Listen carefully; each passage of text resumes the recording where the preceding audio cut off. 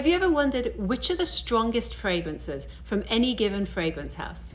Well, I'm going to do a series on just that. I'm going to go through all of the fragrance houses in my whole collection, and I'm going to tell you which are the strongest perfumes from that house. And just because it's one of my favorites, we're going to kick it off with Bond number 9. We're going to start off with a fragrance that I kind of feel a little bit bad doing review on. And the reason I feel bad is you can only buy this fragrance at Harrods in London. I'm not going to lie, I have already unboxed this fragrance. I've actually been wearing it for 3 days straight.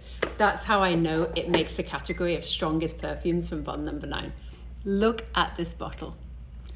This is an absolute masterpiece of a fragrance and could well be my new favorite from the brand. Okay, the good news is I just checked the website and you can buy it online, and I think there are a couple of other websites where you can buy it as well. So it's not as difficult to buy as I thought it was. Okay, the notes are absolutely spectacular. It starts off with blackcurrant, rose, and spicy sweet vanilla. Then you have honeyed amber and cinnamon bark, and then this absolutely divine musky dry down. If I could compare this to any other fragrance, I would say it reminds me a little bit of Grand Soir from MFK, except this has this beautiful, juicy blackcurrant note in the opening. It lasts longer and it's stronger. And I've been wearing it for 3 days straight, but cannot resist. Another one of my favorites, and one that lasts an absolute eternity, is Nomad. If you like a strong, bright, juicy opening, this fragrance is for you. Blackcurrant, quince, and pear.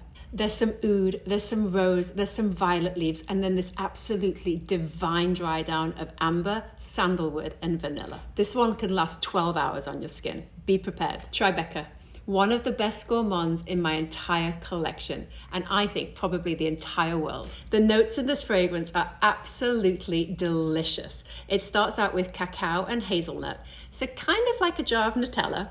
Then you have a little bit of cedar and some jasmine, and then the most beautiful caramel dry down. If I could compare this fragrance to anything, it smells a little bit like Bianco Latte if you added some nuts to it. And it lasts forever. If I was to write a list of some of my all-time favorite notes, and then I took those notes and put them all into a bottle together, what I would get is Chelsea Nights. This one also starts out with cacao and hazelnut, but there's also a little bit of saffron.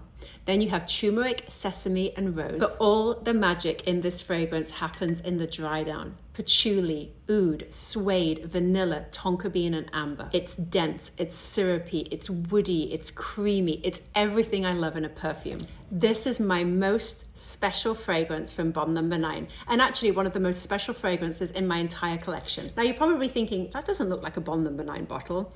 It is a Bond number 9 bottle, but it's not your typical Bond number 9 bottle. If you go to the Bond number 9 store in New York, which by the way is an absolutely divine experience, they will let you blend 2 of their fragrances, and then you get it in 3 of these bottles.